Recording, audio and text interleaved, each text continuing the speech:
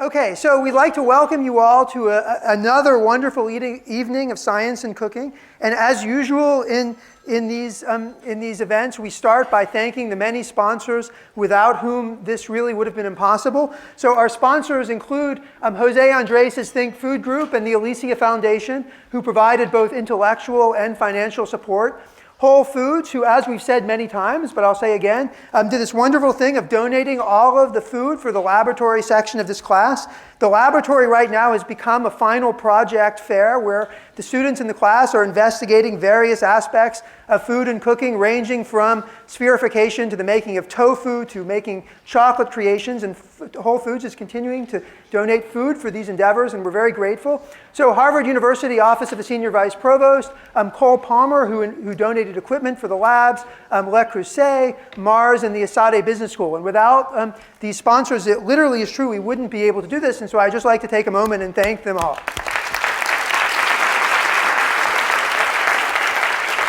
Okay, so today I want to acknowledge two additional groups or people that we haven't done before, just to keep things a little different. So one is, as you'll see in the moment, today, usually I'm the warm-up act, but today I'm the warm-up act to the warm-up act, because after I start, the scientific theme of the week is going to be explained to you by Professor Roberto Coulter from Harvard Medical School. Roberto, well, we're getting there, don't worry. Dave was worried there wasn't going to be an equation, but there will be an equation. I insisted, I'm doing that.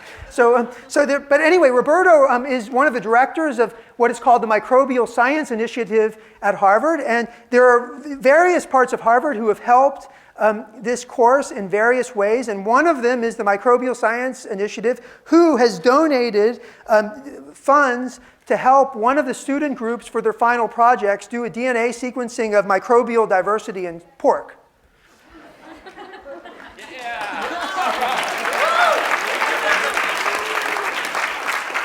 And so actually, since we're getting to the end of our public lecture series, we have this one and one more. It occurred to me we should start thanking even other people. I hope you don't mind. Is Christina here?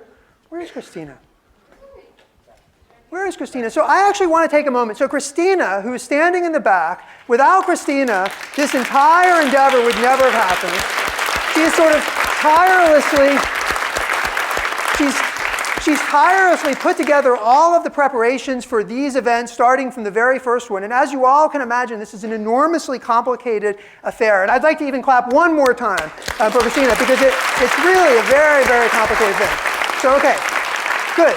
So now, so today, the topic of today, the chef of today is Dan Barber, and the scientific topic, who's sitting right there, who we'll talk in a minute, the scientific topic of today is microbes in food and cooking. So Roberto's the expert in microbes, but my job is to show you an equation and then sit down and let him talk. So here I go. Okay, so we have, as always, a theme of the week, learning objectives of the week, and an equation of the week. You can't clap yet. We have to explain the equation first.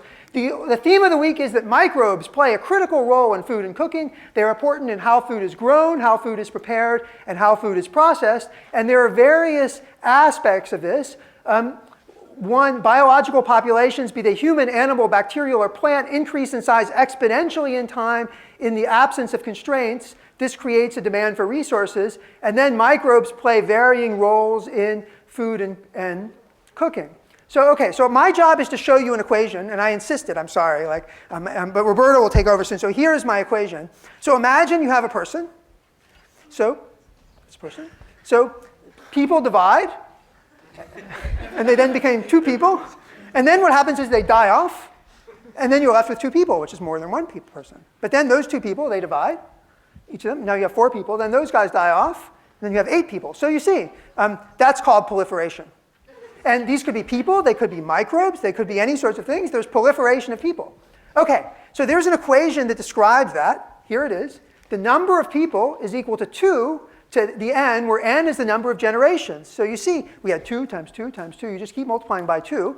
And the number of generations you can express as the time elapsed divided by the time per generation. And this is how the growth, sort of unimpeded growth of populations occur. So oftentimes, scientists, they like to make things sort of more complicated for reasons that you don't even want to know. And instead of just multiplying by 2, they write it in this way, which is more complicated, that everyone's confused by. But this is our equation of the week.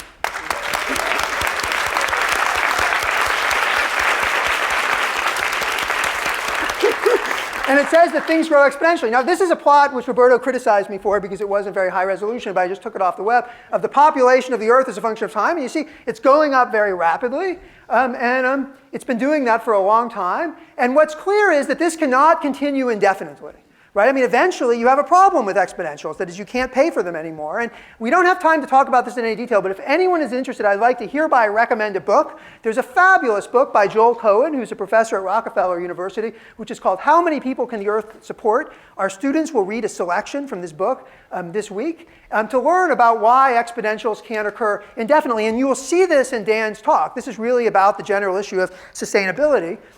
So one of the things that Joel showed in this book is this table, which I think is very interesting. So the rate at which humans have proliferated has depended on the food, of course, and the way that agriculture has been grown. And so, for example, there was a transition between local agriculture, the sort of small farms, and global agriculture that occurred in around 1750 AD. And at this time, around this time, the doubling time, that is the time it takes for the Earth's population to double, changed dramatically from 1,400 years to about 100 years for the Earth's population to double. And this was because there was more food around for it to happen. And there have been other factors that led to this. So, and one of the factors, this gets back to earlier in the week, is that the new food crops that came about, that is rice, wheat, barley, and oat, had a higher caloric content per acre than the old food crops, and thus were able to support more people. And this led to a growth in population. Okay, so that's one exponential. So there's one other exponential, and this is my introduction to Roberto. So now microbes also grow exponentially. So this is a picture of a sous vide bath from earlier in this series. And someone asked, I forgot who, when we talked about sous vide baths, hey, do you guys have to worry about microbial growth? Well, the deal is if there is one bug in there, and they proliferate exponentially, then eventually there'll be many bugs. And so we're having the students think about that this week. And so I'd like to show you our homework problem for this week, and then I will turn it over to Roberto. So any of you, if you're bored, you can solve our homework problem. It's called The Danger of Exponentials, Bacterial Populations. Now let us consider bacteria. One of the purposes of cooking food is to get rid of bacterial contamination. Suppose you have a steak that weighs 0.5 kilograms that you leave sitting on a table in your kitchen at room temperature. You are unlucky, and inside your steak there is a single cell of salmonella. Under these conditions, the bacteria doubles every 20 minutes. Assuming exponential growth, show that if you let the steak sit for 6 hours, it will have 262,000 bacteria in it. That's part one. Part two is, how long will it take for the bugs to continue to grow to have the same mass as the mass of the steak? And then part three is, suppose you now take it out of the room temperature and at the time there are only 262,000 bacteria in it, and you cook it at 60 degrees C. Under those conditions, half the bugs die every minute. How long does it take until you can eat the steak? Anyway, with that, I'd like to turn this over to Roberto.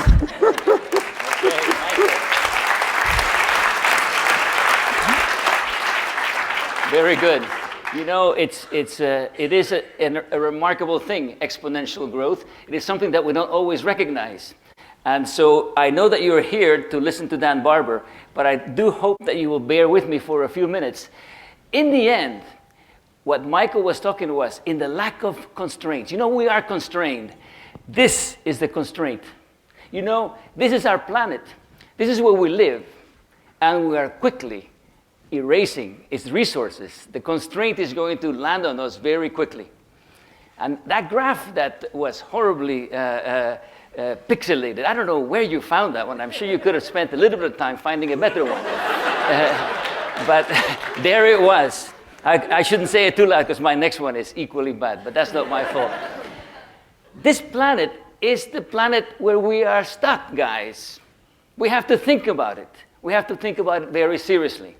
What's amazing about the planet is that it's got a very, very thin crust around it that sustains life. In fact, I just landed from the airplane. I was in the Andes at 14,000 elevation, 14,000 feet. Then you recognize how thin that layer is because the oxygen goes down very quickly and it is hard to breathe. Okay. Now, life has been around in this planet for some 3.5 billion years. Us as humans, very small fraction of that. But we have managed to increase the population, and now we are facing a constraint that microbes, those that grow to be the size of a steak in a few hours. In fact, it's a useful exercise for you guys to calculate how long would it take for a single salmonella to get its progeny to be the mass of the Earth. Surprisingly, it's just a few days. So the point is, these microbes, they learned how to sustain themselves, not growing exponentially, even though they have the capacity, many, many billion years ago. And the message of the week will be, among other things, is that we can learn a lot from the microbes. But you guys are not here to learn about the microbes. You are here because you happen to live around this area. This area, and I agree, the resolution is not great, but Google Earth is Google Earth. So this area sustains about 3 million people in 2010, more or less. So that means, you know, that if we have 300 people in this room, about 1 in 10,000 of the people who live around here were lucky enough to get into this room tonight. You can clap about that. All right. Okay. Had this lecture been given a couple hundred years ago, right, when Harvard started, 250 people would have been a much bigger fraction of the total population. But we have managed to make it very difficult to get to these lectures. But why did you come? Well, hopefully you took the tea at Harvard Square, and you got off, you crossed the yard, and there you are, somewhere in the Science Center. And you came here because, like me, you love to cook, you love to eat nice food, and so probably as you were rushing out of your house tonight, you prepared a quick meal where you got a chance to taste a couple of wines, and maybe some cheese and bread before you put yourself a simple little rugula salad with jamón ibérico de bellota and a mousse. Right, you were just enjoying that. But maybe you should have thought about where exactly did that rugula and the potato mousse came from. Maybe it came from a remarkable place, the Central Valley in California, one of the greatest agricultural lands today. So it had to travel all that distance. Think about that. Think about the consequences of the food that you're eating, not just how wonderful it is to spherify a solution and have a beautiful looking meal, but think about where it's coming from. Where did the pigs come from? Well, they were maybe grazing in the land of Extremadura in Spain. And where did the cheese get made? The dairy farm. How was that sustained? And what about the wheat that made the bread? Where did it come from? Did it come from the Palouse out there in Washington and travel all that distance? That is what we are. So when we cook these wonderful dishes, do we think about the ingredients? Well, the beauty of it is that today we have the remarkable pleasure, the honor really, to hear from one of the remarkable chefs of our era who's really thinking about these problems. Thinking about the problems of what do you do when you have this population, pressures, what do you do about sustainability, where do you grow these things, for example, as important as the grapes that bring us this delicious wine. And you might wonder, what does this do with microbes? Well, I told you, the microbes have been around, and the reality is that not a single one of those components that I talked about is going to be possible without the soil. And the soil, if you look at a single grain of soil, it is actually covered with an incredible amount of diversity of microbes that really sustain the planet.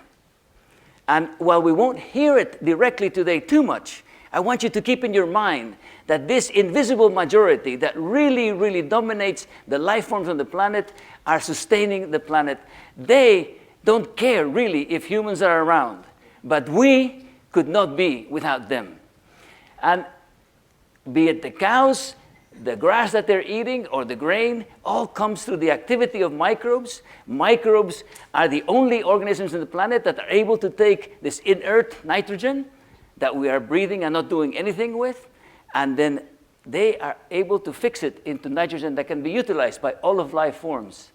They are producing, they are making the digestive tract of the pig able to utilize what the pig eats. They are making for us the wine, etc. So really underlying all of these wonderful things that we'll hear about is the unending activity of microbes. And that's our planet. And I'll then give it to Dan. It's a real pleasure to have you here. Let's hear about the wonderful things that you're doing out there in Blue Hill and elsewhere. Thank you. It's very sweet.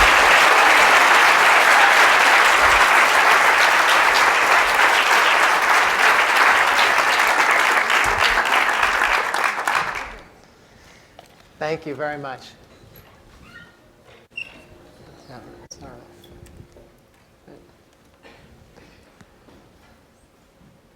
right.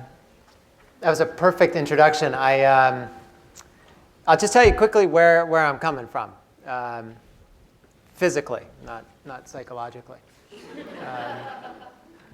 Stone Barns is located just about 25 miles from Manhattan, and we're growing 6 acres of outdoor vegetables, a little bit of fruit production.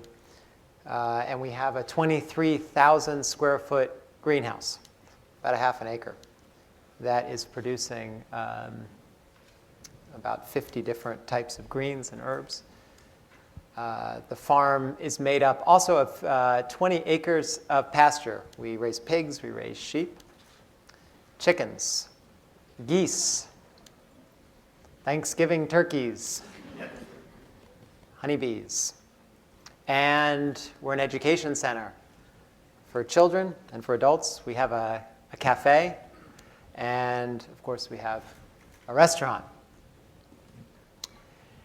So in this kind of context, here's what I'll suggest or ask.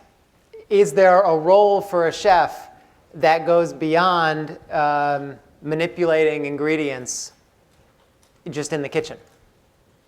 Now, I don't know how many of you have been to the talks that have preceded me. There have been some amazing chefs, the best chefs, the most creative chefs, the most impassioned chefs in the world. I wish I could have taken this course just to hear them. So it's going to sound, if you have heard these chefs, that like I'm on the other end of the spectrum.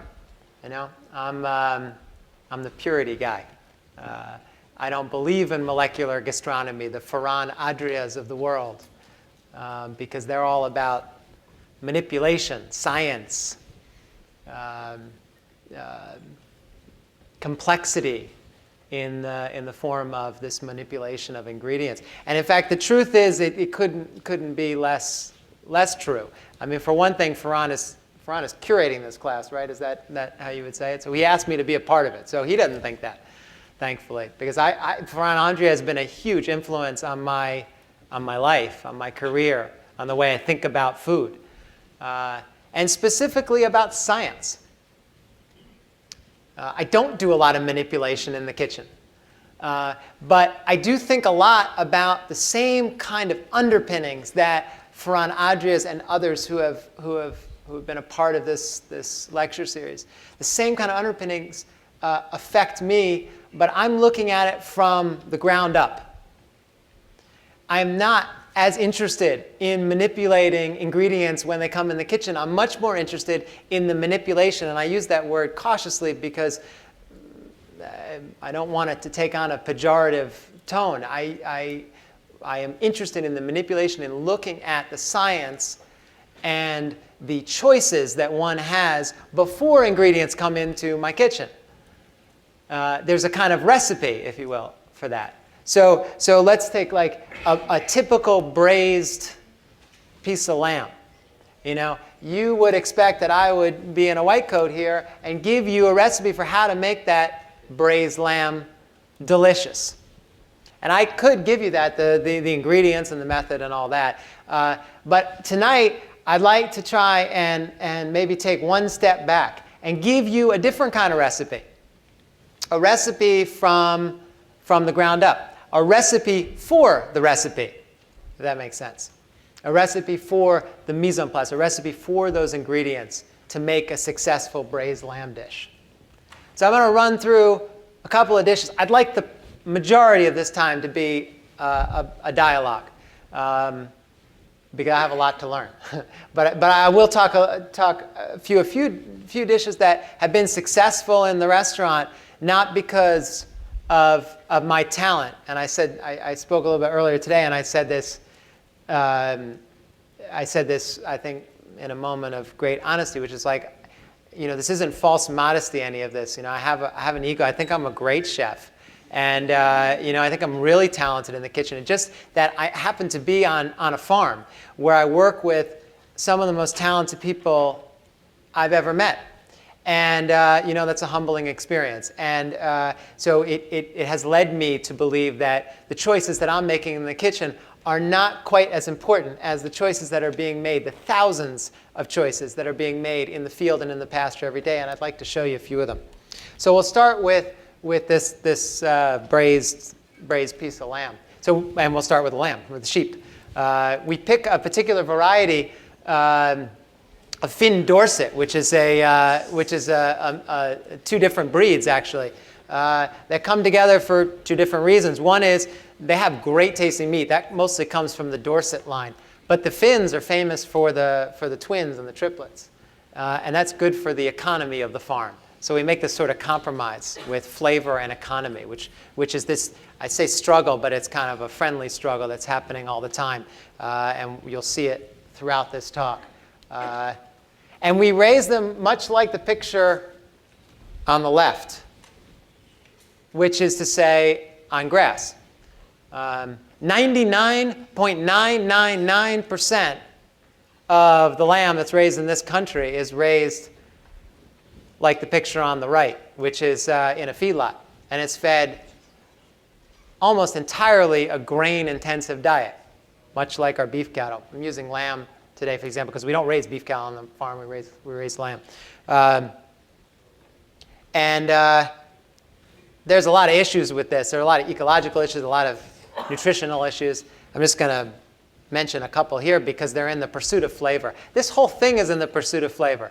I'm as much an environmentalist as probably every single one of you in this room, but that's not my shiv here. My interest is in the pursuit of flavor.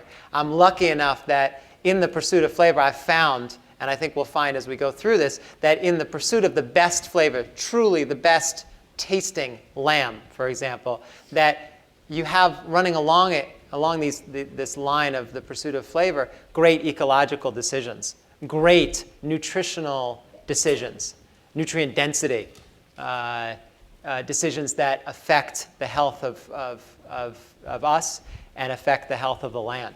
That's serendipitous, and I'm very lucky to be involved in a system that rewards hedonism from A to Z, which is really what it is. I submit to you, or since I'm the professor, I'm standing behind this thing. I can tell you that the lamb on the left is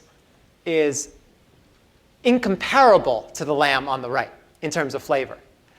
I have some theories, and the number one theory is that a lamb is an herbivore. And an herbivore has what's called a rumen. And a rumen is something that all of us don't have, which is that it converts grass to energy, essentially. We can't go out and munch on the grass and live very long. They can.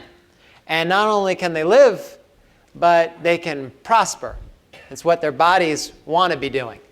When you're feeding them a grain-intensive diet in that picture on the right, you're actually acidifying the rumen. And when you do that, you get what's called acidosis. And when you get acidosis, whether it's in an herbivore that's a cow or whether it's in a sheep, you get kind of like a heartburn, really bad heartburn. And over an extended period of time, what ends up happening is the health of the lamb, the sheep, ends up degrading. And so what do you need? You need drugs and antibiotics, which is why our animal food system is filled with antibiotics, in the case of sheep anyway, because they need to stay alive, they need to stay healthy. And their bodies are literally breaking down because you're feeding them a grain-intensive diet. So I just put this up here, this is a little bit simplistic, but on a grain diet, the thinking, the thought behind it is that you really want fast growth. In order to do it, you need to import all of this grain feed, unless you're, well, wherever you are, you're importing grain feed to feed your herbivore.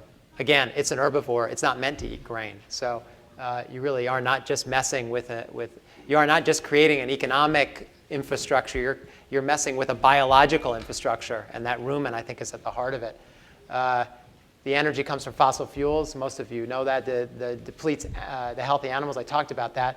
Well, the nutritional drawbacks we're just beginning to understand. It's the wrong kind of fat, and a lot of theories about the connection between a grain-fed herbivore and direct correlations with heart disease. And then there's this like uniformity of flavor, which is, shouldn't be last on the list for me, but first on the list is that you get kind of a dumbed down flavor. We have in our audience Corby Kummer, who I think is one of the great writers about true flavor. And I know he would agree with me that the best flavor for herbivores is to have them eat what they want to be eating, which is grass, a diversity of different grasses. And you're going to get difference of this flavor profile. You get a huge flavor profile in an herbivore. An herbivore on a lamb dish at Blue Hill tastes very different in May than it does in November. Very different. And for a lot of people, that's not cause for celebration because they come in November and love it, and they come back in the spring and they taste all the garlics and the onions, and it's a demonstrably different flavor. But that's part of the celebration of the animal and of the ecology. So I put this together because I think this is a pretty dramatic example, although I didn't set out for it to be dramatic. I just put them next to each other on your should I be saying on your left? Yeah, on your left is a corn-fed Colorado prime lamb. Again, 99% of the lamb that's produced, 99.9% of the lamb that's produced in this country. On your right is a grass-fed lamb from our farm. Now, what's the difference? Well, the difference is the lamb from Stone Barns is fed an all-grass diet, doesn't get an ounce of grain. The lamb on the left, I don't really know how much grass it got, but not a lot. It really got a lot of grain for sure. And what you see, I think, from this picture is illustrative of a much larger issue. But let's be specific here. The eye of the lamb, which is to say the rack, the meat that we love so much, is about the same, right? What surrounds it is a lot of fat. So when you get to your recipe to cook this lamb, every cookbook tells you take your rack of lamb and remove the fat from the layer of top fat. That's like throwing Iowa in the trash. That's all it is. And your tax dollars are going to support a grain operation for an herbivore that's not meant to be fed grain and throw it in the garbage. It becomes a kind of lunacy that is very strange. Again, this isn't a political statement, although I guess it is by sort of collateral. It's more a statement about flavor, because the flavor that you get out of that eye versus what you get out of the eye of a grass-fed is, like I said, demonstrably different. Let me just take you through quickly what we do at Stone Barns, which is this kind of dance around the grass. We start with a field that has about 4 to 6 inches of beautiful growth, and we stick the lambs in there first, and they lead this kind of dance because they're very picky eaters. They have a taste memory that will rival any of your taste memories, and mine included. As you can see, they're searching for the sweetest grasses, the ones with the highest sugar. And they ignore the ones that don't have the sugar. And then they leave. And what follows is our chickens. The chickens come in as these sanitation ladies. They come in and they peck at the manure that the sheep have left behind. What are they looking for? They're looking for bugs. That's protein for the chickens. So they get about 20% of their diet, depending on the year. 10 to 20% of their diet is based on the proteins that they get to accumulate from breaking up this manure. They spread the manure around the field for free. And another way to look at it is we get free eggs. They also eat some of the grasses that the sheep can't get to. But I want to let's say disavow this idea that free range, this whole misnomer, free range, is probably the worst thing you can do to most animals, free range. Because if you free range a sheep, it's going to go back to the grass that has that sugar, that highest sugar content, the one that the ice cream, So what you actually really want to do, the ice cream being that sweet 4 to 6 inches, So what you want to do is, and what we do, and this is Craig Haney, who's the head farmer at Stone Barns, a brilliant farmer, and he moves the sheep in late April, May, June. He's moving it 3 times a day. When the grass slows down, he slows down the rotations. But the idea is that the sheep are getting the grass at the perfect height, which is again the perfect flavor for the sheep, and also studies have shown the perfect nutrient density for the sheep. So we don't feed antibiotics because the pharmacy is there in the grass. What we're trying to avoid is two things. First of all, what you're looking at here is what we all see in grass fields is grass that's gone to seed. That's grass that's gone beyond the 6 inches, and all of its energy, all of its sugar is pushing up to reproduce. Well, the lamb, the sheep, is avoiding that much like we would avoid like a plate of overcooked peas. It offers nothing to us. We'll eat it if we have to, but if we don't, we won't.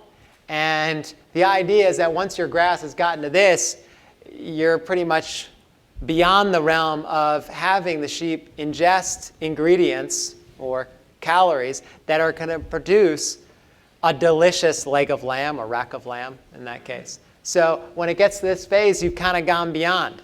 The idea of this intensive moving, this 3 days a week in May, is to get them quickly onto the grass. It's right in front here. That's the ice cream.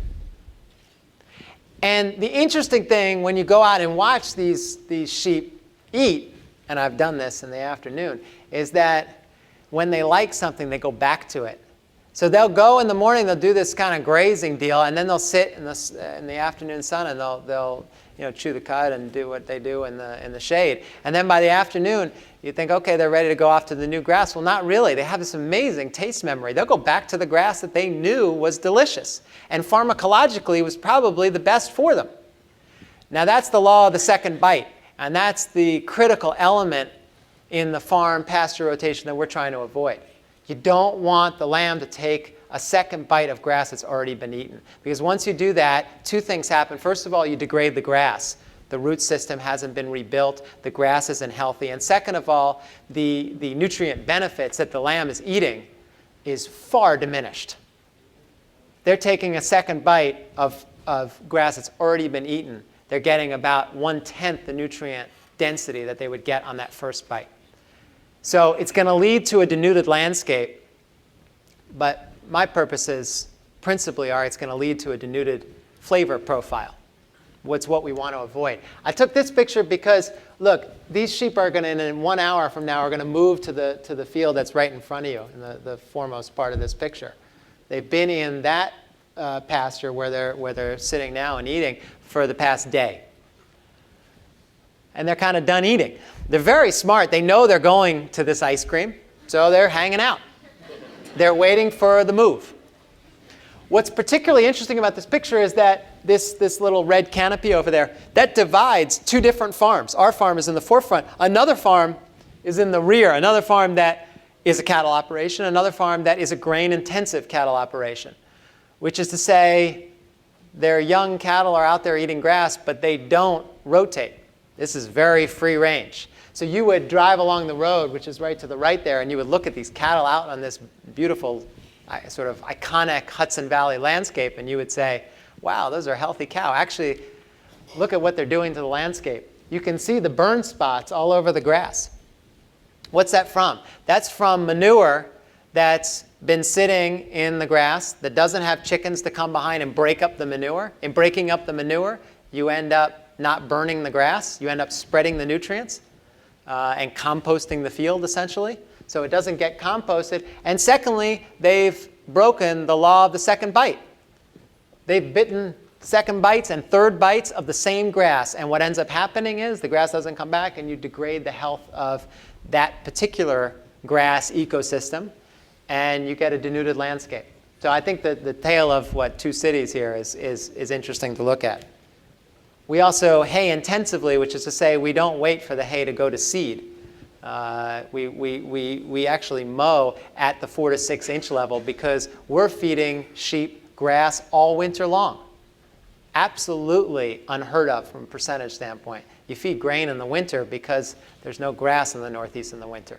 But if you do haying correctly, and I won't have the time to go into the haying that I'm still learning quite a bit about, it's a whole science.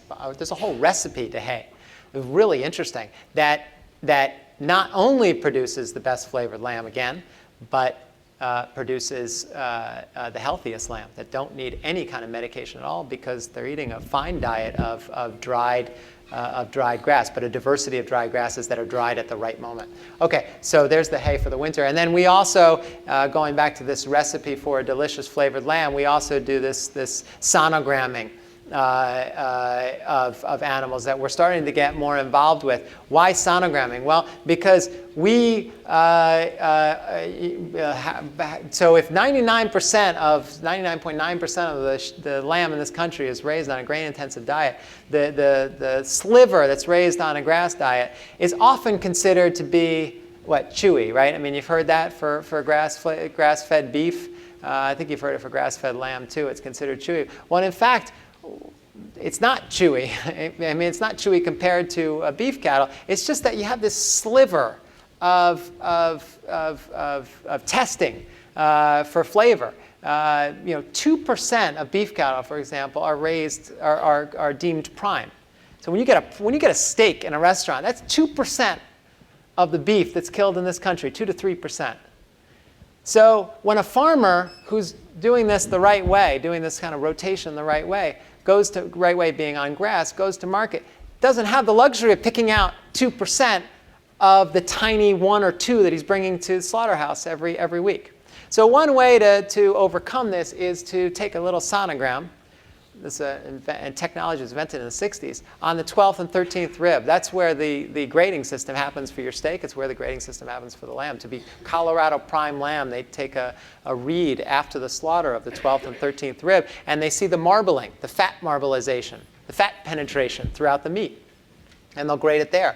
So what we try and do, what we're trying to do more of, is to grade that meat before it goes to slaughter. Because after it goes to slaughter, what good is it if you have great genetic makeup of fat distribution if it's after slaughter, right? It's dead. So great, we enjoyed the 8 racks that the 4 orders that you get out of that lamb for rack, but essentially you've lost the genetics. So if we can sonogram that 12, 13 rib, get an understanding of the fat distribution that particular sheep has, we can then breed that sheep and increase the flavor profile through the use of this sonogram technology. We also hang it in a way that is a little bit slower than the traditional hanging of meat. The USDA has it documented that you need to, by law, chill a carcass at 32 degrees, 31.5 degrees right after slaughter. It's probably the worst thing you can do to a carcass. They get away with it because on a grain-fed carcass, picture that grain-fed, that fat covering on the rack of lamb, huge protection. It's like a winter coat. And so the meat doesn't get affected. The meat from a grass-fed animal has a very thin fat cover, delicious fat, but very thin. And if you chill it at 31.5 degrees, the meat doesn't go through rigor mortis properly. By the way, when people talk about a grass-fed steak that was tough, my bet is that it was in a slaughterhouse that by definition, by law, had to be chilled right after slaughter at 31. You shock the meat, and you don't get the flavor and the tenderness that you can get with this winter coat that most of the lambs and the beef cattle have in this country. It's a huge point. It's an unsexy thing to talk about, but it's like the thing that can dramatically influence people's conception of grass-finished beef and in this case, lamb. I want to go a little bit quicker now through cured meats. Cured meat's been around for 2,000 years. Is there a way to improve cured meats, charcuterie, before it comes in the kitchen? Charcuterie is pretty perfected in its recipe once it comes in the kitchen. It's a real art. And I have Adam Kay, who has worked for Blue Hill for 10 years, is the charcuterie master. The question is, what can we do before the pig comes into our kitchen, before it's butchered, to affect flavor? And I think there's quite a bit. And we're going to take you through that, this recipe for charcuterie in the field. Well, first of all, we start with Berkshire pigs, but we're also starting to marry Berkshire pigs with the Iberian ossebow. That has a very close relationship to a wild boar. There were pictures earlier from the professor about the Iberian pig. The reason he's showing the famous Iberian pork is that jamón ibérico is one of the most delicious foods on earth. Is from the Dehesa, from Extremadura. These are the pigs that give you that flavor, those genetics. We're marrying those two genetics together, the Berkshire pig, which has a disposition that can withstand the winter colds of the Northeast, and an ossebow that has this incredible flavor, this incredible fat distribution. And we're getting the benefits of what's called F1, which is essentially hybrid vigor. When you marry two distinct lines, you get this boost of flavor, this boost of fat distribution, this boost of efficiency in terms of conversion from feed to growth. That's a part of every vegetable growing operation and every great meat growing operation. So we're taking two distinct lines, the Berkshire and the ossebow, marrying it together for better flavor. We're also keeping a kind of CV on each of the pigs that are born. We want to know, what were they like when they were young? How much were they eating? What grasses were they eating? Did they require medication? Were they part of a successful mothering instinct? Were they, et cetera, et cetera? And we keep, when the pig comes into the kitchen, we keep a different kind of spreadsheet on that pig. We follow it straight through to its cutability, ultimately to its flavor, which is what we're looking for. So in other words, when we taste a great pig, we want to know what influenced that flavor from the moment it was born. And we're compiling data and trying to figure out beyond genetics what can influence the flavor of your ham from the moment it's born. One of the things for sure is diet. So again, we look to the Dehesa, the king of pigs. 2,000 years of history here, of feeding basically off of acorns. We don't have a lot of acorns at Stone Barns, but we have a lot of forestry at Stone Barns. We have the farm is 80 acres, about 55 of it is in forest land.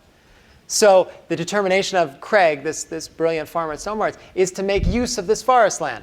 And how does he do it? He does it by taking this covered forest and thinning it out. In thinning it out, he then plants the grasses and forest floor that he wants the pigs to eat. In other words, he's controlling the diet of the pigs beyond just bringing in grains. Why is pigs different than sheep? Pigs are different than sheep because they're omnivores. And pigs need grain, or at least, they need grain to grow fat and be delicious. Okay? Maybe in 2 years I'll come back to you and say, we figured out a recipe for the forest floor that would allow the pig to be delicious with just a diversity of grasses and acorns and whatever else they can forage for in the roots. I don't think that's possible for now. We're trying to cut down on our grain bill, which comes from another farm in upstate New York, but increase the diversity of grasses. Pigs come in, they chew on this buffet of different grasses, and they're very happy pigs. Well, what do we do when we thin out the forest? What we do is take the wood. When we thin out the forest, we're creating that forest floor, that buffet of different grasses to feed the pigs. But we have a lot of wood to deal with here. Unproductive trees, not necessarily dead trees, just unproductive trees for the ecological benefit of the pigs. So we take that wood, this is a new program over the last 2 years, and we carbonize it. We make charcoal. So what do we do with the charcoal? Well, of course, we grill on the charcoal. So increasingly, my kitchen is becoming a grill fest. I didn't have grilling when we opened Stone Barns.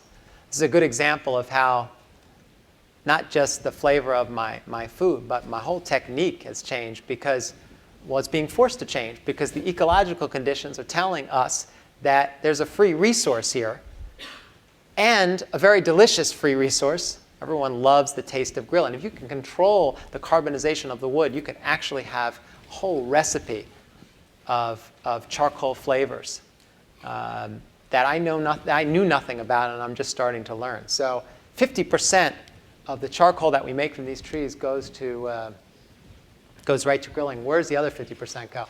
The other 50% is going towards what's called biochar.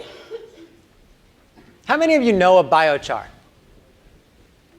You will, not just in a minute, but over the next couple of years.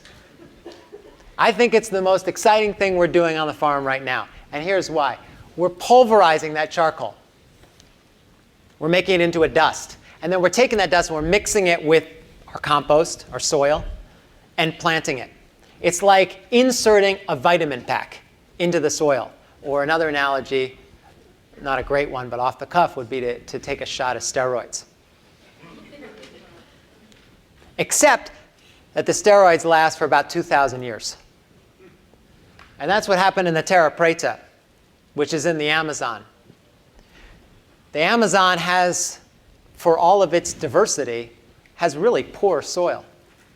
But there is a strip in the Amazon called the Terrapreta, a very thin strip that has unbelievable productivity, some of the best soil on Earth, black dirt. We have little pockets of black dirt all over this country. Iowa, New Jersey, the Garden State was full of black dirt. Upstate New York, Warwick, black dirt country, to name just a few. There's some places in California too. Black dirt is full of biologically diverse, humus, rich agricultural land. It's very precious. Southern China, which has now been paved over, was full of this humus, this black dirt. But anyway, there's a strip in the Amazon that is highly productive 2,000 years later. Well, how did it, what's the explanation? Well, there's some debate here. And this has just been discovered in the late 70s, so they're still trying to figure this out. But essentially, there was this slash and burn. You had Amazonians who were burning the forest to essentially create new agricultural land that could support their population. Either they did it because they realized that in planting in naturally planting the burnt wood, they got this incredible growth out of it, or they just were moving on to get to virgin soil that would grow enough to support their growing population. Either way, and no one really knows for sure, more archaeologists are convinced that this was just purely accident. But what ended up happening is that the soils responded in a way that they otherwise wouldn't without the biochar, and dramatically. So that 2,000 years later, some of the most productive soil on Earth is from this burnt wood that disintegrated into the soil and added this vitamin pack. That's topsoil without biochar. And then that's topsoil with biochar. The difference is not small. Its retention of water, percentages vary, but they're huge. Its retention of vital nutrients, enormous. And now Nicholas Lyman at Cornell is the lead researcher on biochar, is discovering the capability of carbon sequestration in the soil. That this soil, because of this vitamin pack that's inserted, has this incredible ability to fix nitrogen from the air. One of the theories is that this, if applied on a big scale, can be one of the answers to cutting down on CO2 in the atmosphere.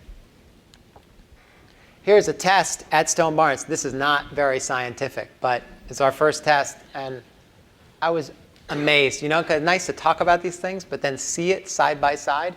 On the left is artichokes with biochar, and on the right is artichokes without biochar. Now, the artichokes on the left are just growing at a much quicker clip, and they ended up being healthier and more delicious artichokes with the biochar than without.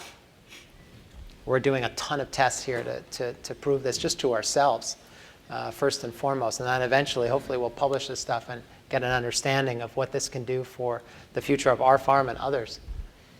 By the way, this also led, maybe we could take this and just pass it around. This also led to an experiment. One of the men, Greg Twios, who is in charge of this composting operation, this biochar operation, this is like when farmers and chefs, I guess, get together, and the farmers are just come in and see a whole, come in with a perspective that just is so refreshing. And what he did is he came in late at night. He's actually a part-time firefighter for the town, and they had a false alarm or whatever, and he came through and he saw that we were dumping out the pig bones after we had butchered the pig, and after we had taken the bones and made the stock, which would end up being the sauce for our pigs. We threw out the bones. And being who he is, Greg, he said, well, that doesn't really make sense, does it? Let's see if we can carbonize the bones. That's what he did. He carbonized the pig bones, and then he went and carbonized corn.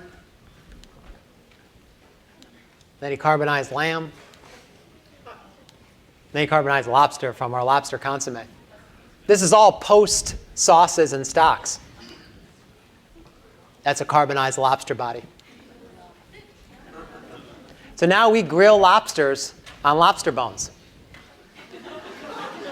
And what he's figured out is this is a recipe, a whole nother recipe, again, a whole nother world, is a way to cook these lobster bones at a temperature that retains the flavor. So when you grill lobster over lobster bones, you get lobster times 2 because you're getting the aroma of lobster as it's grilling. It is fantastic.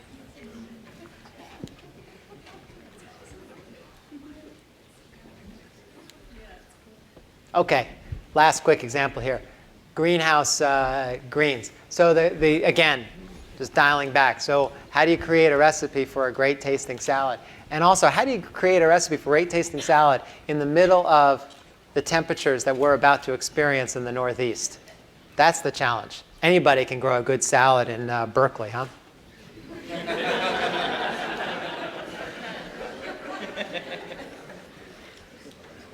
Take you through a few steps. First of all, we're on the same latitude as southern Italy, middle of Spain, which is to say that we have essentially the same number of hours of sunlight as those European countries. We have much colder temperatures because of the jet stream, but the numbers of hours of sunlight are important if you're growing vegetables that are sunlight determinate, not temperature determinate.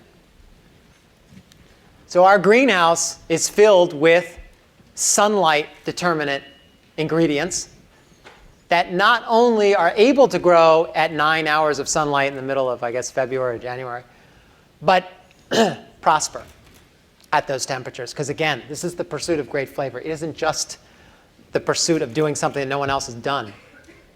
It's the pursuit of doing something that is focused on the best possible flavor. So there are like 3 rules to the greenhouse, and I always forget them, but I know the first one, which is that we're not growing tomatoes and mangoes in the middle of the winter. Those are temperature determinant. They need 65 degrees to germinate, and we're not interested in that in the middle of the winter. Both from an ecological standpoint, why release CO2s of fossil fuels in the air in the middle of the winter? It's much more efficient to get those from the Salinas Valley. But the second is it's too expensive. And so economy also drives that. We can't afford to grow mangoes and tomatoes in the middle of winter in upstate New York unless I pay an exorbitant fee to have them. And they won't taste very good. So here's the seedlings in the middle of the winter. Those pipes that are running below are running through with water. That water gets heated from the garbage from the kitchen. That garbage from the kitchen is breaking down into compost. As it's breaking down into compost, it's doing what? It's releasing energy. As it's releasing energy, it's trapped and coiled through the water, and it heats the water. So that, runs all the way through the pipe, so that the soil stays warm enough to germinate and grow, and then get transplanted into the greenhouse. So we do 0 heating in the seedling house, the seedling part of the greenhouse, and do it all through heating the water that's heating the soil, and the heat from the water is primarily coming from garbage from the kitchen. I think there's a second rule of the greenhouse is that we better be quick about it. So everything that we're growing, you're looking at a different kind of buffet of salad greens. There's like 30 or 40 different types of greens and herbs that we grow in the middle of the winter. And they have to go from seedling to maturity in about 6 to 8 weeks. One of the big misconceptions is that I come around and with my wand wave on the farm on what I want from my menu. It is so different than that. I don't have a choice. If the farmers, if I don't want to buy, and everything that you're looking at is bought at a fair market value, which 25 miles from Upper East Side of Manhattan is very expensive. If I don't want it, they'll sell it to somebody else. In fact, they're happy enough to sell it retail because they make more money. Luckily, I'm on a good relationship with them, and luckily, the farmers are incredible gastronomes. And so their pursuit is flavor too. I don't know if it's their #1 pursuit, but it sure feels like it. And so everything that's grown in here is unbelievable flavor. And again, it's sunlight determinant in the middle of the winter. So these greens grown in the summer taste half as delicious as they do in the middle of the winter. The other rule of the greenhouse is to make sure there's a lot of biological activity in the soil. You need really healthy soil. I'm going to take you through this very quickly. This is soil that I feel like, and I'm learning, I talked about new worlds. This is yet another new world for me, compost. I had no idea that there was such a science and perfection to creating soil gold out of refuse, essentially. And the way Greg, again, I mentioned Greg Tuyas before, he's also head of this operation, essentially puts this refuse into rows and cooks the soil. The interesting thing about it is that he's much like a chef. He's cooking that soil at a very particular temperature. 142 degrees is what the USDA says you need to reach as a temperature to kill bad bacteria. So every compost operation that I've learned about and visited go not just to 142, but way above. Why wouldn't you? If the USDA says you kill at 142 and you're okay after that, yeah, just kill above it, no problem. The problem actually for chefs is that after 167 degrees, you start killing really good bacteria. That really good bacteria is part of the makeup of flavonoids. What you end up tasting as delicious food is in that very small zone.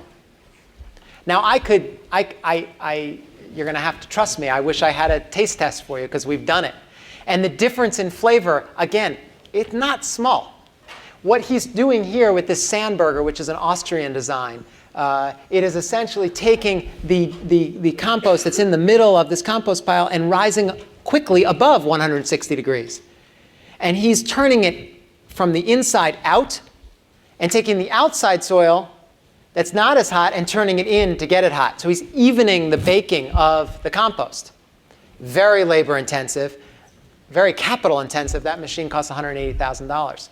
We will make back, my prediction and the prediction of Greg and others, is that we will make back this investment within 5 years just from the quality of the sale of compost, not just to our farm, but to all the other farms in the Northeast that are all of a sudden looking for organic farms and organic gardens and all the rest. We now have a contract with Whole Foods that we are selling this high quality compost, which is expensive at Whole Foods and expensive to sell at Whole Foods, but it is worth it, and we're oversold at this point based on gardeners and landscape designers who see the value of the biological activity in a soil that's not overcooked. Huge potential for growth potential, but also for flavor. We also make a compost tea, which we take that compost and we infuse it like a tea into water and spray it as an inoculant right on the plant instead of just in the soil. A lot of organic farmers do this. It creates a microbial ecology on the plant and prevents bacteria growth. This is also a test that Jack Algier, who's the head of the Four Seasons farming operation, takes care of the greenhouse and the outdoor field, is doing often. He's essentially looking at the recipe in the soil and figuring out what's out of balance. Now, I'm still trying to figure this thing out. This has been 5 years of meeting with him. And I find this absolutely fascinating. And I was walking around with my wife in the Harvard yard and just thinking, like, I wish I had concentrated in school, but I wish I had gone to school when I wasn't stupid. I don't know. I wish that I had learned this stuff, because it is the basis of the farm. It is the basis of success of the farm, not just economically, but gastronomically. That everything that I celebrate in the kitchen and that I am celebrated for actually begins here. And it's a very humbling thing to admit. It's also a very depressing thing to understand. I know very little about it. And I was going to go into a little explanation, but looking around, I better skip over this. The one thing I will say that Jack, the farmer, who has a chemistry background actually and a biology background, says to me, which I think is the crux of this thing, is the cash and exchange capacity, which is in the right-hand corner. So essentially, you could get the recipe right in an intensive fertilizer pesticide monoculture operation in the Salinas Valley of California. You could take all the individual tests and get the right chemistry. The question is, what's available to the plant? What makes it up into the plant? And that's what this CE exchange is all about, this capacity to get these nutrients to the plant. That's what's missing from a monoculture operation, why our operation is so diversified and so based on soil biology, on healthy soils. And again, dials back to that idea of cooking the soil at the right temperature so that all the nutrients, all the biology, the good biology doesn't get killed off, and allows the plant to not only have these elements, but also take it up. Which is essential for any operation, but something that is looked at at a chemistry. You come to our farm and you look at it like it's some kind of Shaker village at the turn of the century. But in fact, it's the opposite. It is highly modernized and highly chemical analyzed, and biologically analyzed. It's just not quite in your face. I mean, I would suggest that the farm is just as manipulative of its environment as these chefs who have preceded me. And one doesn't know it because one doesn't see it. And that's what I find fascinating about the work that they do, that the recipe really for what we taste in the kitchen starts right here. So that carrot, in terms of improving flavor, that recipe that I just talked about, and the quality of the compost is shown in the Brix test. And I was explaining that earlier today. I talked to a group about the Brix level. We harvest more and more vegetables based on a Brix level. A Brix level is the parts per billion of sugar in a plant or a root or whatever you're harvesting. So we harvest our carrots based on what we know to be a high Brix level that we've gotten before. And I told the story earlier today that we hit on 1 year 13.8 Brix on a carrot. 13.8 Brix means that 13.8% of the carrot is sugar. That's very high. All of you should be gasping. When I looked at the internet for a Mokum carrot, which is this variety of carrot, it was 12 was the highest level, which means we were off the charts. This is a much better way to harvest a fruit or a vegetable than my tasting the carrot and saying, oh, that's delicious. Let's harvest it.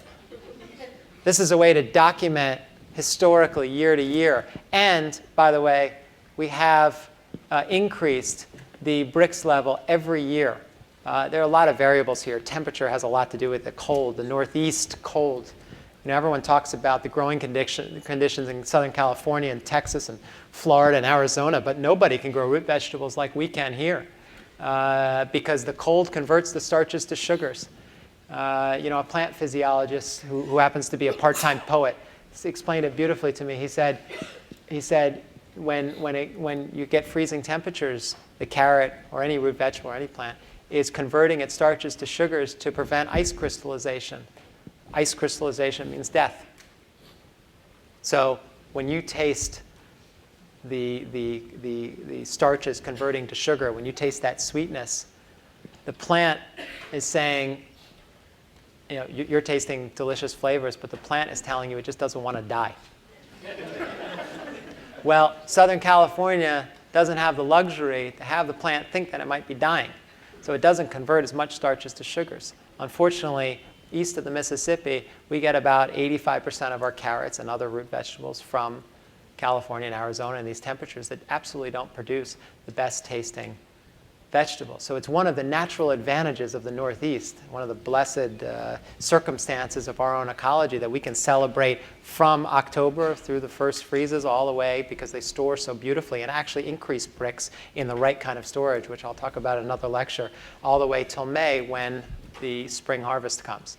By the way, we did a comparison. I said 13.8 on the Brix here. We did a comparison with organic carrots that we also get into the restaurant. They happen to be from Oaxaca, that particular testing time. They're often from California or even Florida or Texas. They were from Oaxaca this time. They were organic, high quality carrots. We used them for stocks and for sauces. And we took a Brix measurement to measure up against that 13.8. Well, what do you think we found? Thanks, bud. He already knows this story. We got 0.0 on the Brix. 0.0, which is to say that the sugars were undetectable on the Brix test. Is there a relationship between health and high Brix? I'm beginning to understand, and there's a lot of scientists who are saying there is a direct correlation between high Brix level and high nutrient value. And it makes sense because I know for sure that high Brix level and flavonoids, those flavors, have a direct correlation. And it would make sense that we're hardwired to look for the best tasting fruits and vegetables, and therefore the highest Brix, and therefore the vegetables and fruits with the highest nutrient density. Okay, I talked about that already. I just wanted to say one thing about this compost. That's heating the coils, that's heating the tubes, that has the water running through it, that's heating the soil, right? We're also not just trapping that energy to heat the water that heats the seedlings, but also to cook in. And our latest experiment after a wedding, after 3 weddings where we served lobster, all the weddings, we had an incredible amount of lobster bodies, which is to say lobster bones. We put them in the compost pile. They started to break down, and we cooked potatoes in the broken down lobster bodies as well as all the other compost, and got lobster flavored potatoes for free. The energy that's produced from this composting is quite consistent. So instead of using boiling water, we're using free energy that's also going to heat the seedlings, but at the same time infusing flavor into the potatoes, something that we're going to work on a lot more. I'm going to go a bit faster. I just wanted to talk to you about the recipe for a great tasting tomato. We've heard forever. This is a dish we serve often at Stone Barns. It's not an heirloom tomato.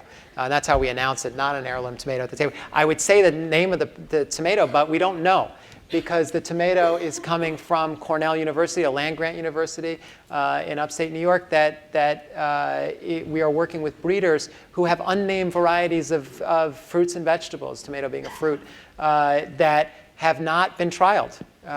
They have been selected for flavor and for pest resistance. So Martha here in the corner, that's Jack Algiero, the Four Seasons farmer. You are looking at, I think, 8 to 12 different varieties this year that were all unnamed tomatoes. They are not heirlooms. They don't look like heirlooms. They actually look pretty perfect and frightening on the vine. They remind one of like a flavor saver tomato. Although they are bred naturally over 30 years with these breeders, and they produce, this is number 14. They produce very good tasting tomatoes. I don't want to say that they're better than all the heirlooms, because they're not. But they're delicious. And last year, when there was the horrible tomato blight in the Northeast, tomato and potato blight, we wiped out 98% of our tomatoes on the farm were wiped out within 4 weeks. The only 2% that made it were these unnamed varieties of tomatoes from Cornell University that are bred for disease resistant like late blight.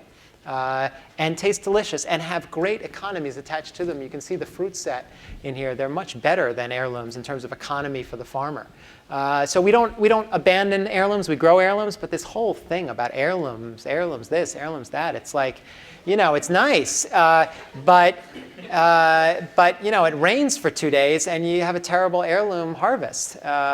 And what these have been bred for is resistance to disease, a good economy for the farmer, a good return for the farmer in terms of fruit set on the vine, but also a resistance to inclement weather.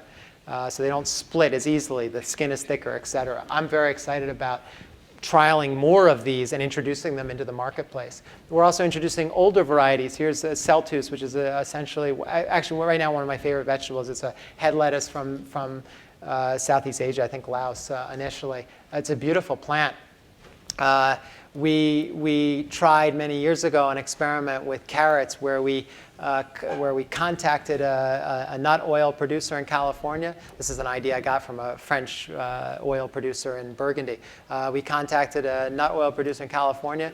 After pressing his nuts, he sent us the residue of hazelnuts. We planted it with carrots, and we got no hazelnut infused flavor in the carrot. It was a complete a failure of an experiment.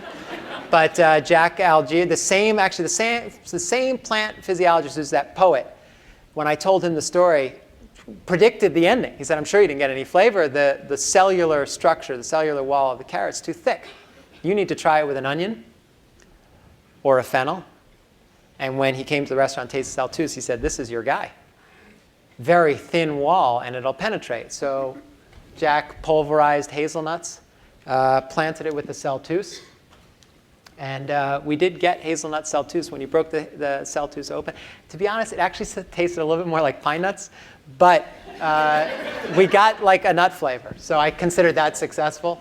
We're going to do a lot more of this gentle genetic modification. It's not genetic. It's a gentle modification that takes refuse, in this case nuts, which came from California, but you forgive me for that because they're very potent, and this idea that we could infuse flavor in the ground is very exciting to us.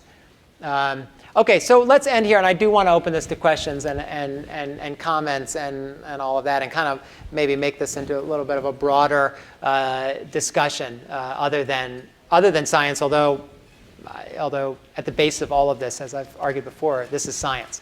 But what's the role of like a chef, or I should have said, like, what's the role of a chef or anybody who cares about food, who likes to eat, Well, yeah, but there are not a lot of us out there, There are people who eat, and then there are people who just eat to be full. I'm talking about the people who eat because they see food as part of the pleasure of living, and I'm talking about the chefs who are constantly in search of the best possible flavors for their repertoire, for their recipes, and of which there are a lot of them. A lot of them are part of this course. There are a lot of chefs out there. That's what we do. My suggestion is that through all of this, there's a bigger role for us to play in the future. And one of the inspirations for me is someone who's in your neighborhood here, Dr. William Lee. Dr. William Lee is the president of the Angiogenesis Foundation.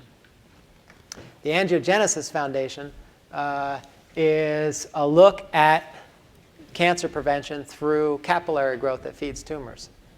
There's a lot of science going on with this right now. Dr. Lee's interest is in looking at cutting off the flow of blood to tumors through diet.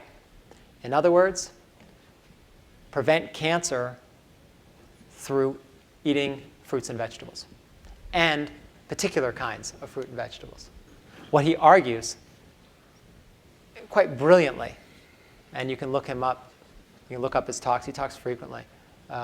What he argues is that cancer is 90% environmental. And of that 90% of environmental factors that cause cancer, a third of those have to do with diet. That we know. So is there a way to starve these capillaries that feed tumor growth? He identified the fruits and vegetables that have the highest anti-angiogenesis levels through years and years of research. Those are what he determined to be the highest levels, the levels that literally prevent the feeding of tumor growth. And what he showed is that the modern cancer drugs don't really do that much better than the identification of these fruits and vegetables. That you can actually eat a diet that is commensurate in terms of preventing and restricting this capillary growth, that is commensurate to the best drugs available on the market.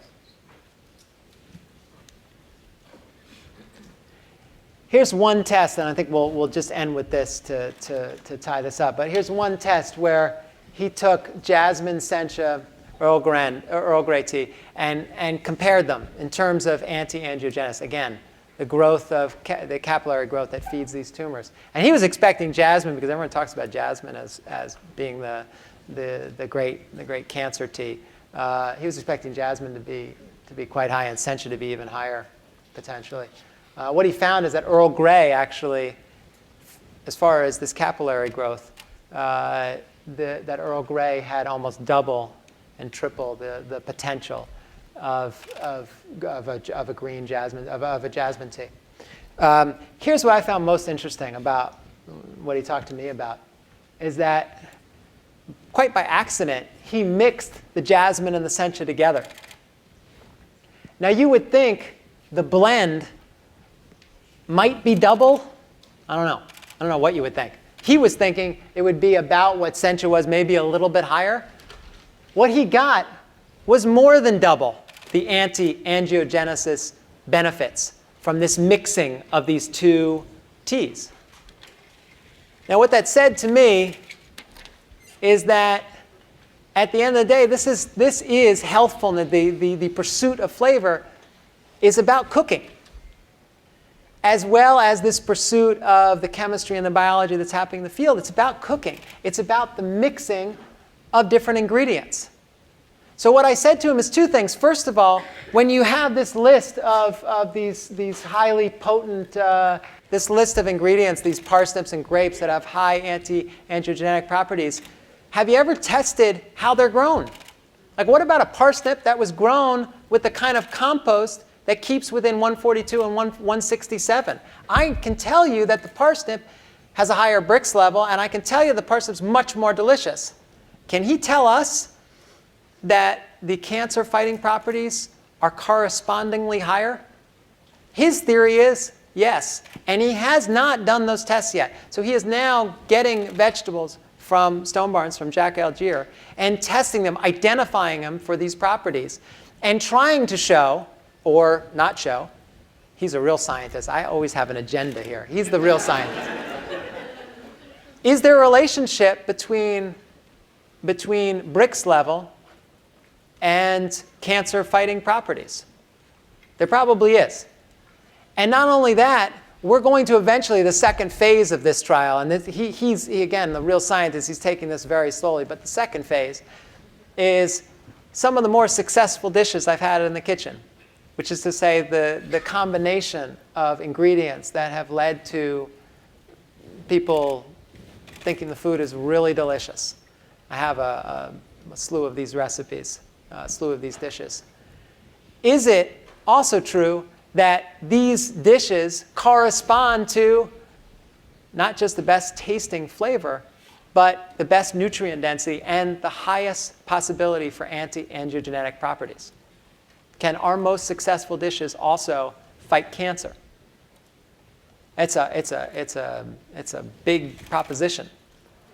But my intuition, and I'm sure the intuition of everyone here, is that there has to be a correlation between mixing things that are absolutely delicious to us, things that we want to come back and have more of, whether it's a carrot or the lasagna from your grandmother or a dish at Stone Barns. There has to be a relationship between that pursuit and the pursuit of great flavor and the pursuit of great health.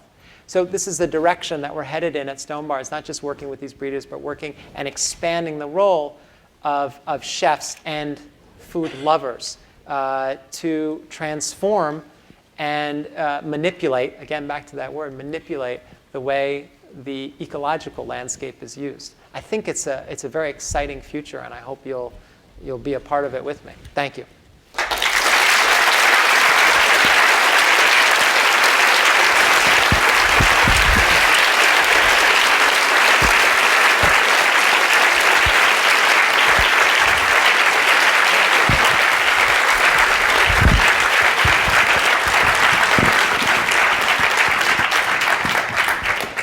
Okay, so with that, there's time for some questions. There are mics roving around the room. I see Jen has a mic. So you mentioned you were talking about the FDA guidelines for chilling lamb. Yeah. You said the guidelines were detrimental to the quality of the lamb, essentially when you were doing grass-fed lamb. Is that correct? Okay. So how did you guys get around that? I guess is my question.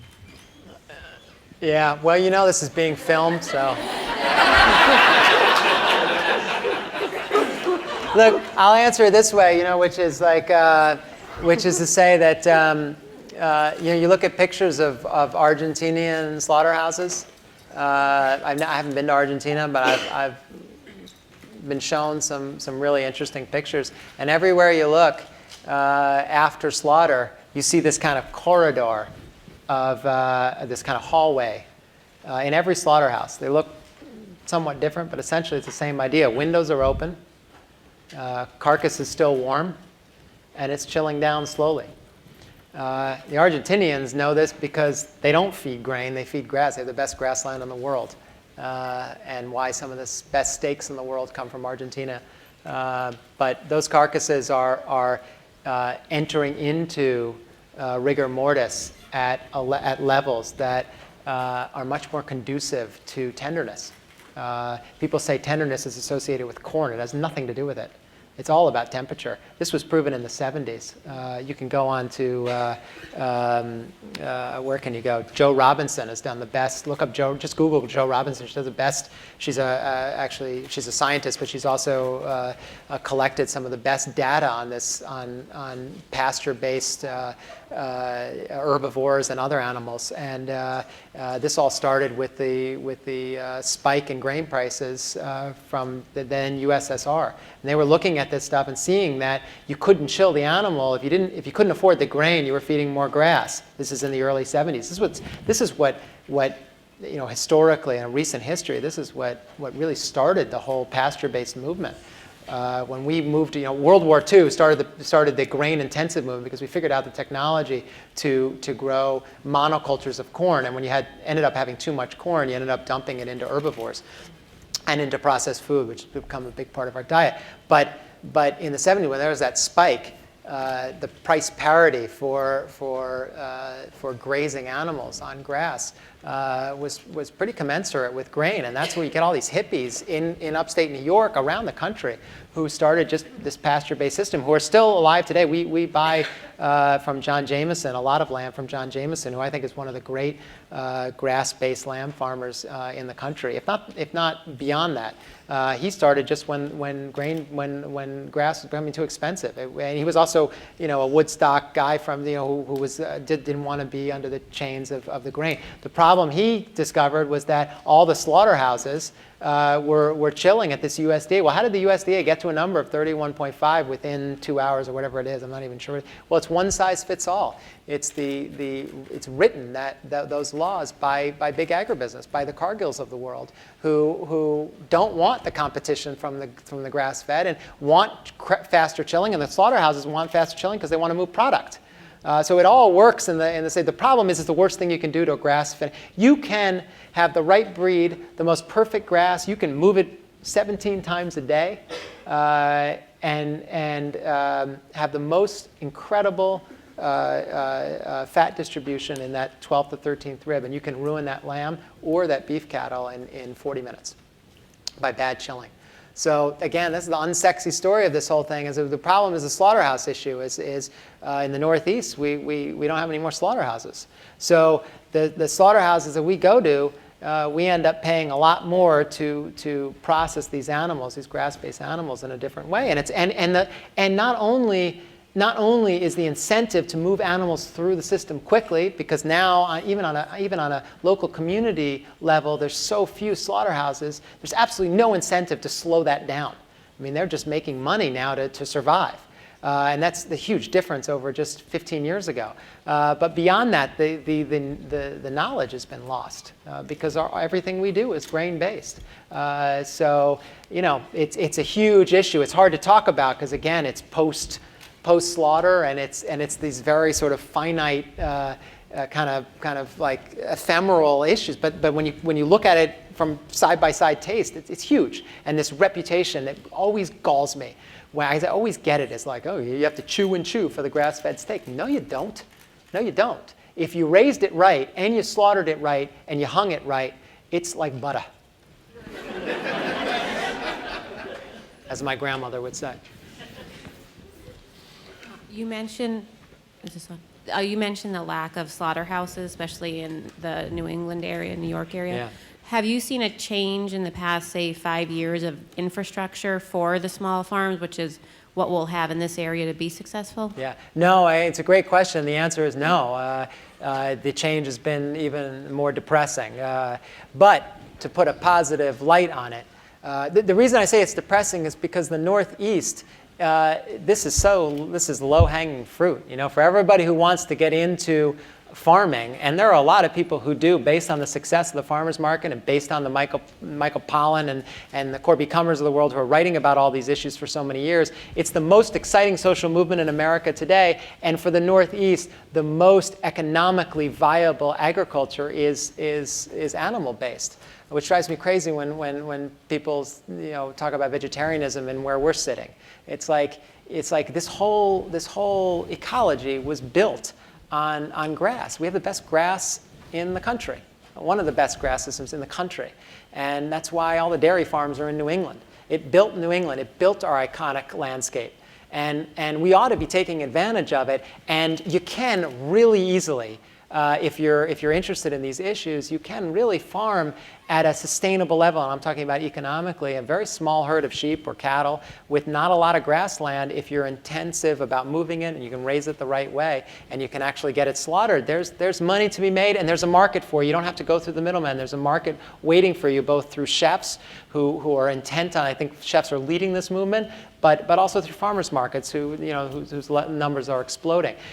But the problem is when it gets to slaughterhouse level, which is what you're asking, have they been increasing in commensurate in parallel lines along the increased demand? The answer is no. They've been going the other direction, which put more pressure on slaughterhouses that are around. And again, they've become very sloppy. And I don't blame them. If I was owner of a slaughterhouse, I was third generation, I just wanted to hang on for my children, I'd be moving as much product as possible through it. And the skills of the butchery, the skills of the processing, the skills of the chill have gone downhill. The bright side of this is that we are in a transition period. And again, the costs of bringing a grain-fed animal to market don't represent the true costs, both to our economy, both to our ecology. And when those true costs happen, and I really believe that we're entering into a period where grain's going to become much more expensive because fuel prices are going to become more expensive because the ecological services that produce that grain so cheaply are not going to be there. When that starts to happen, and we saw it a little bit 2 years ago when oil was $135 or $138 a barrel, but we're going to see more of it in our lifetime, and certainly in our children's lifetime. The necessity of having these slaughterhouses locally is going to be there. And just I was saying the bright side, taking me a long time to get to it. The bright side is that there are these roving slaughterhouses, which are now on 18-wheel trucks, essentially, that bring the slaughterhouse to your farm and actually drive it out into your field. A lot less stress on the animal. The slaughterhouse comes to you, it slaughters the animal, and you hang it yourself, and it leaves and goes to another farm. The economics of it that I've seen, and I've been looking at one particular operation really closely, is brilliant. And the community, what do you call it? The community support of that versus building a slaughterhouse in your backyard and depress home prices is like a lot better. So I think this is kind of the wave of the future, and it's not so bad. It could be actually really great.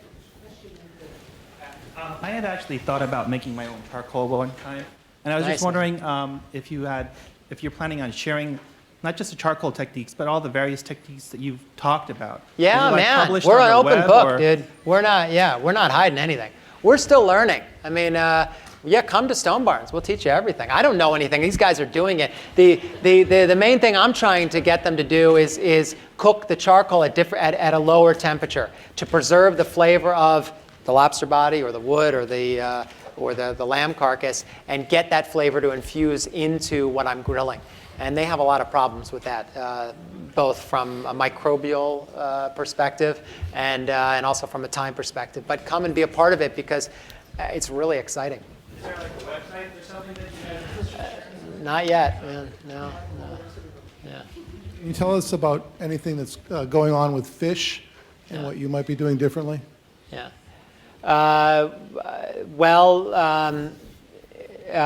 So I'm very excited about, what am I excited about? I'm excited about this particular farm in Spain that I've been talking a lot about called Veta La Palma. It's in the southwestern corner of Spain at the tip of the Guadalquivir River. And it doesn't feed its fish. It essentially uses the natural resources of their ecosystem that they've built up, this biology, essentially. They plant biomass, which is what feeds the fish, and produces this unbelievably delicious flavored fish.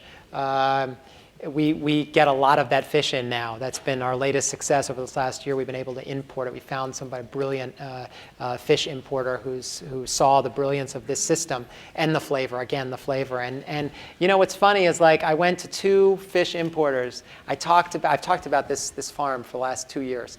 I'm writing a book in principle about this fish farm, because I think it really is illustrative of an example of what the future of agriculture could look like, working within a natural system to basically feed animals for free and produce the best tasting food, and not only preserve the ecological integrity of the place, but improve it along the way. It's a great example. But I couldn't get these fish importers to see the brilliance of it, in part because it was so expensive, and in part because it was just, I guess, a hassle. I got to one who did, and what's so interesting is that it is the hottest fish in New York right now. And I don't know how many of you know these restaurants, Per Se, Le Bernardin, Jean-Georges, Daniel.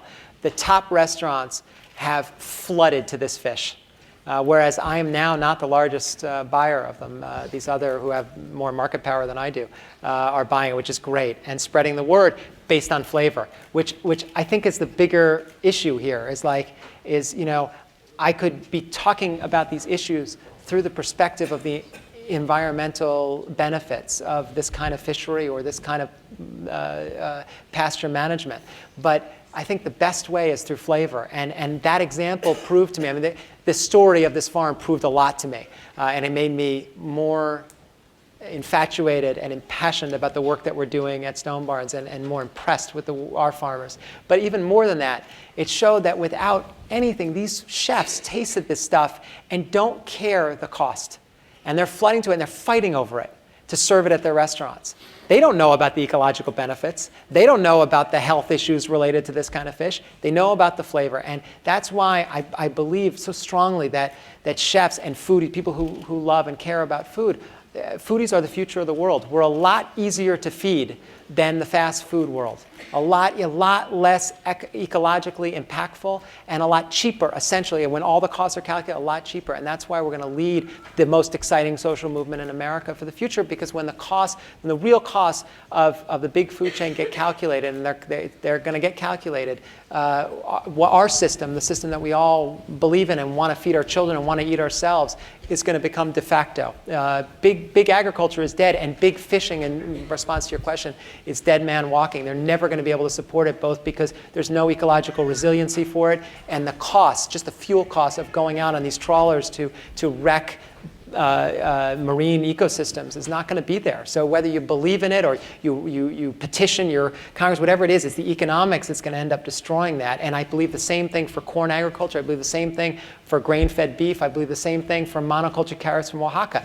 not going to afford to be able to do it. So there's beauty in this grassroots movement. I believe this is bottom up. Obama taught us that, the effects of a bottom up movement. It's very inspiring, and in America it has this potential to change the world. I think that's going to happen with this movement, and I'm a betting guy. I'm betting on this movement. A lot of people say to me, "Aren't you at the cusp of this? I mean, isn't this this is the height of this like local organic thing, isn't it?" They are so out to lunch. This is just the beginning. This is the beginning. I haven't seen anything.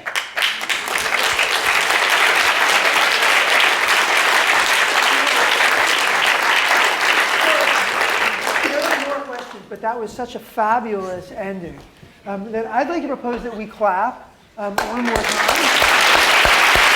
Especially the feedings of the future of the world.